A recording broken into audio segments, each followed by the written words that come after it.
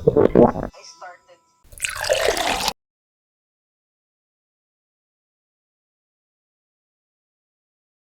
Malunggay leaves.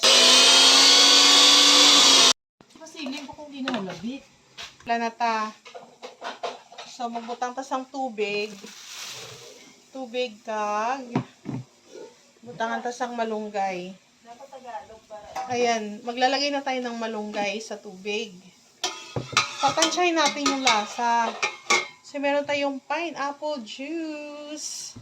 Sobrang healthy. So, tatansyahin yung lasa, baka masyadong mapait kasi ang daming malunggay. Ito, pineapple juice. Timpla mo na siya. Yung iba kasi gusto nila matamis. Pero kung ayaw mo ng matamis, okay na to.